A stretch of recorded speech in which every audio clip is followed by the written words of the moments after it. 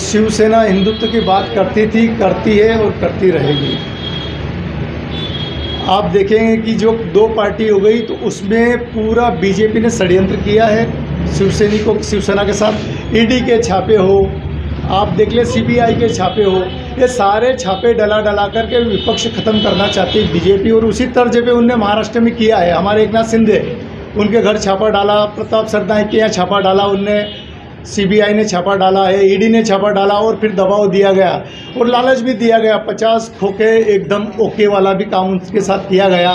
तो उन्होंने कहा कि पद भी आ रहा है, पैसा भी आ रहा है, और दबाव भी आ रहा है। अगर आप नहीं झुकेंगे, आप हमारी बात नहीं मानेंगे तो जेल जाना ही है आपको। और यही संजय राउत साहब, बाला साहब के जो शिवसैनिक, कट्टर शिवसैनिक है, वो कभी नहीं डरते, कभी नहीं झुकते। आप उदाहरण आपके सामने संजय राउत साहब का है। 100 दिन जेल में रहना उन्होंने मंजूर किया, लेकिन उन्होंने झुकना मंजूर नहीं किया। और ये सब डरपोक थे। बाला साहब के सच्चे शिवसैनिक नहीं है जो डर गए। 40 विधायक और 13 जो सांसद गए हैं, ये डरपोक थे, इसलिए चले गए। अगर बाला साहब के सच्चे शिवसैनिक और कट्टर शिवसैनिक होते तो डगमगाते, नहीं डगमगाते, नहीं जाते। जिस प्रकार से हमारे संजय राउत साहब ने जेल काटना पसंद किया, लेकिन इनके सामने सर झुकाना मंजूर नहीं किया। मैं शिवसेना राज्य प्रमुख उद्धव बाला साहब ठाकरे जी ने मुझे मध्य प्रदेश का दायित्व दिया है। मेरा आज रीवा आगमन का मुख्य उद्देश्य 26 अप्रैल को भोपाल के अंदर जन आक्रोश रैली जनताओं की समस्याओं को लेकर के हम करने जा रहे हैं। प्रातः 11 बजे शाहजहानी पार्क से हमारी आमसभा शुरू होगी, 2 बजे तक चलेगी। 2 बजे के बाद हम लोगों का प्रदर्शन होगा, राज्य भवन जाएंगे। राज्यपाल जी को हम जनता की समस्याओं को लेकर के मांग पत्र सौंपेंगे, जिसमें प्रथम मांग है हमारी जल, जंगल और ज़मीन आदिवासी भाइयों के लिए सुरक्षित की जाए। आज देश के अंदर और प्रदेश के अंदर गौ माता की बात तो सभी करते हैं, गोरक्षा की, लेकिन गोरक्षा के लिए ठोस कदम कोई पार्टी अभी तक नहीं उठा पाई। इस प्रदेश के अंदर अपन देखेंगे तो लाखों बीघा ज़मीन गोचर के नाम से है, गोचर भूमि है, लेकिन कई भूमाफियाओं ने तो कई दबंग राजनेताओं ने इस पर कब्जा कर रखा है। तो हम शासन से मांग करते हैं कि गोचर भूमि पर जिनने भी अतिक्रमण कर रखा है तत्काल प्रभाव से अतिक्रमण हटवाया जाए और जिनने भी अतिक्रमण किया उनके खिलाफ कठोर कार्रवाई की जाए। दूसरा, मठ मंदिर की ज़मीनों पर कई जगह मैंने दौरा किया है, वहाँ कब्जे हैं लोगों के, तो वो भी अतिक्रमण हटाए, उससे कब्जे हटाए। और मांस मदिरा की दुकानें हैं मठ मंदिरों के पास में, उसको भी सरकार को तत्काल प्रभाव से हटाना चाहिए। जैसे खिलचीपुर का एक उदाहरण हमारे सामने है। कई जगह शमशान घाट की भूमियों पे भी कब्जे हैं।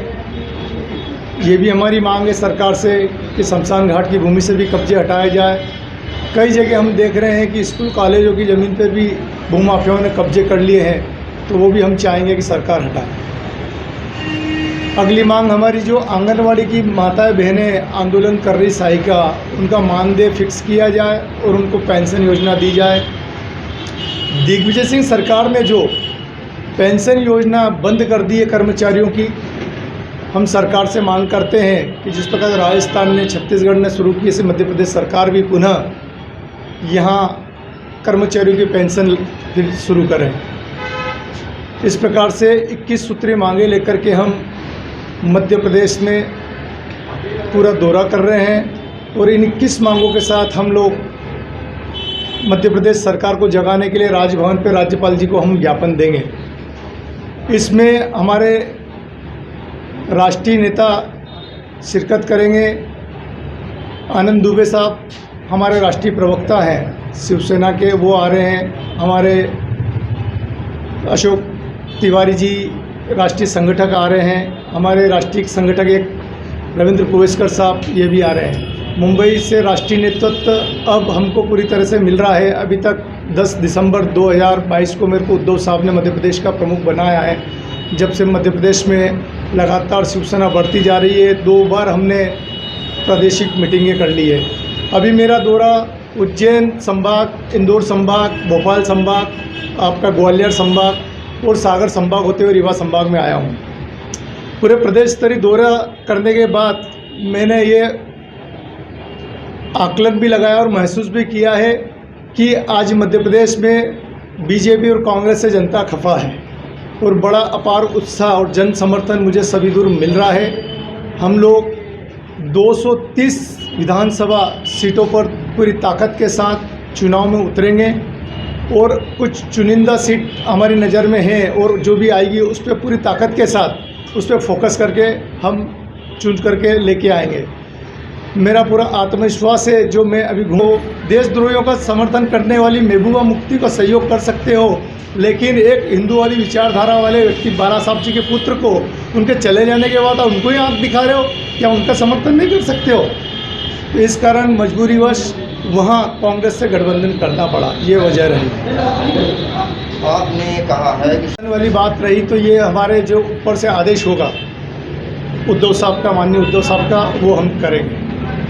वो तो ठीक है कि आप वो करेंगे, लेकिन अभी का क्या मतलब पार्टी जो अभी आप कह रहे हैं कि कांग्रेस से खफा है जी और बीजेपी, कांग्रेस और बीजेपी से दोनों से खफा है। हम तो दोनों से खफा है, तो फिर लेकिन ऐसी परिस्थिति आई सरकार बनाने की और आएगी, आपको बता दे इस बार। तो जो हमारे ऊपर से आदेश करेंगे उद्धव साहब जी ठाकरे, उनका हम समर्थन करेंगे। जैसे देखने को आया है कि 2 पार्टी हो गई शिवसेना। गौ माता के लिए इन लोगों ने कुछ नहीं किया, गौशाला बनाई, लेकिन उसका अनुदान कहाँ जा रहा है कोई पता नहीं चल रहा है। गौ माता पूरे सड़कों पर आपको घूमती हुई दिखाई देगी और ऐसे में पूरा मुंह भंगे, और उसी का हमको जो एडवांटेज मिल रहा है कि लोग बड़ी संख्या में जुड़ रहे हैं। आज आप मध्य प्रदेश में देखेंगे भाजपा के साथ 60% शिवसैनिक जो गए, भाजपा जो मजबूत हुई है शिवसेना के टूटने से, शिवसेना की निष्क्रियता जो हमारे पहले रहे हैं प्रमुख, उनके कारण आज 60% शिवसैनिक भाजपा के अंदर है।